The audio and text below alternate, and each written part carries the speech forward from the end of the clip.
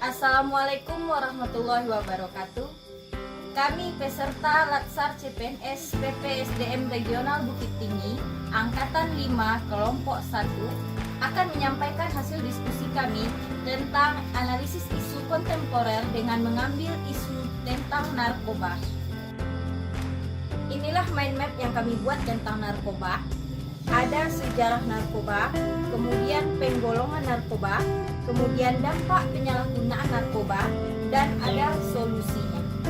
Sejarah penggunaan narkoba. Narkoba pertama kali digunakan untuk kepentingan pengobatan.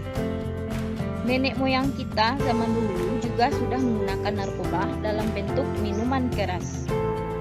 Pada tahun 1950, terjadi penyalahgunaan narkoba dalam bentuk ganja dan morfin. Ganja dan morfin ini mulai dikenal di Indonesia tahun 1980-an. Pada awal 1990-an muncul istilah ngepil atau pil koplo. Pada abad 21 sekarang ini, penggunaan narkoba bukan semakin menyusut, malah semakin meluas, baik itu dari bentuk narkobanya, pemakainya, dan cara memakainya. Narkoba merupakan akronim dari narkotika, psikotropika, dan adiktif. Jadi, narkoba digolongkan menjadi 3. Yang pertama itu ada narkotika. Narkotika merupakan zat atau obat yang dapat menyebabkan penurunan atau perubahan kesadaran. Narkotika digolongkan menjadi 3. Pertama itu golongan 1 yang bertujuan untuk ilmu pengetahuan, contohnya opiat, ganja, dan kokain. Untuk golongan 2 berkhasiat untuk pengobatan dan berpotensi tinggi menyebabkan ketergantungan, contohnya morfin.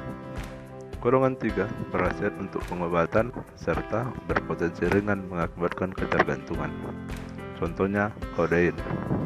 Selanjutnya, psikotropika adalah zat atau obat yang berkhasiat psikoaktif melalui pengaruh selektif pada susunan saraf, yang menyebabkan perubahan khas pada mental dan perilaku.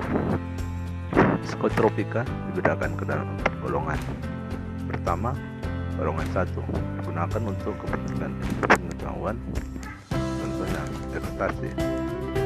Golongan 2 berkhasiat untuk pengobatan, berpotensi tinggi mengakibatkan ketergantungan, contohnya amfetamin. Golongan 3 berkhasiat dalam pengobatan serta berpotensi sedang mengakibatkan ketergantungan, contohnya pentobarbital. Golongan 4 berkhasiat dalam pengobatan serta berpotensi ringan mengakibatkan ketergantungan, contohnya diazepam. Yang terakhir, dan adiktif adalah zat yang berpengaruh psikoaktif di luar narkotika dan psikotropika, contohnya minuman beralkohol, inhalensia, atau gas yang dihirup, dan solvent. Yang terakhir adalah tembakau.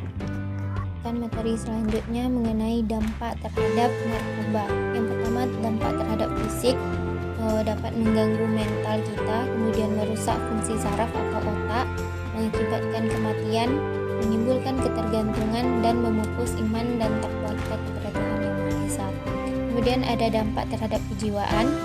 Yang pertama itu kita dapat cepat memberontak terhadap hal yang tidak kita sukai, lebih tertutup dan penuh rahasia, lebih merasa sensitif, kasar, dan tidak sopan, menjadi lebih malas, sering berbohong, dan suka mencuri.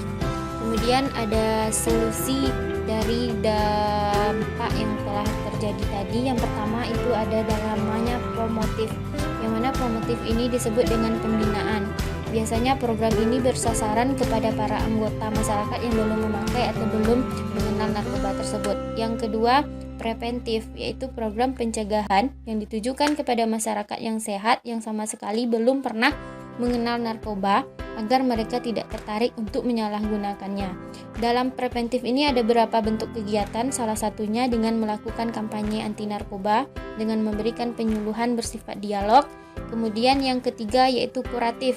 Bagaimana ini disebut dengan program pengelolaan yang bertujuan membantu mengobati ketergantungan dan menyembuhkan masyarakat dari narkoba. Yang keempat, rehabilitatif, yaitu upaya pemulihan kesehatan jiwa dan raga bagi penderita narkoba yang telah lama menggunakan narkoba. Dan yang terakhir itu adalah represif, yaitu pengawasan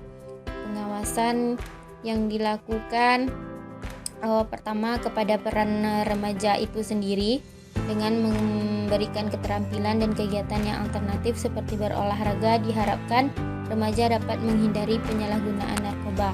Kemudian ada peran orang tua, yang lebih penting itu adalah bagaimana menciptakan rumah yang sehat, harmonis, kemudian mendidik yang dengan baik, kemudian menjadi contoh yang baik.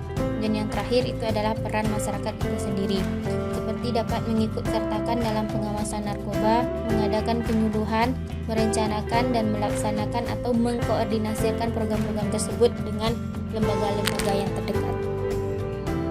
Melihat dari buruknya dampak penyalahgunaan narkoba, maka dapat disimpulkan bahwa penyalahgunaan narkoba sangat mempengaruhi kehidupan berbangsa dan bernegara, terutama terhadap nilai-nilai bela negara, yaitu pada indikator kemampuan awal bela negara. Narkoba dapat menurunkan kecerdasan spiritual, emosional, dan intelijensi pemakainya. Selanjutnya, dengan memakai narkoba, artinya pemakai narkoba tidak memelihara jiwa dan raganya. Selanjutnya, seorang pemakai narkoba akan selalu merasa butuh terhadap barang narkoba tersebut, sehingga mengurangi rasa syukur dan berdoa atas nikmat Tuhan yang Maha Kuasa. Kemudian, narkoba dapat membuat pemakainya merasa malas, termasuk malas berolahraga. Dengan memakai narkoba, artinya seorang pemakai tidak menjaga kesehatan badannya. Dengan demikian, tampak sekali bahwa narkoba sangat mempengaruhi kehidupan berbangsa dan bernegara, terutama terhadap nilai-nilai bela negara. Demikianlah hasil diskusi kami tentang analisis isu kontemporer dengan mengambil materi tentang narkoba dan kaitannya dengan wawasan kebangsaan dan bela negara. Assalamualaikum warahmatullahi wabarakatuh. Katakan tidak pada narkoba.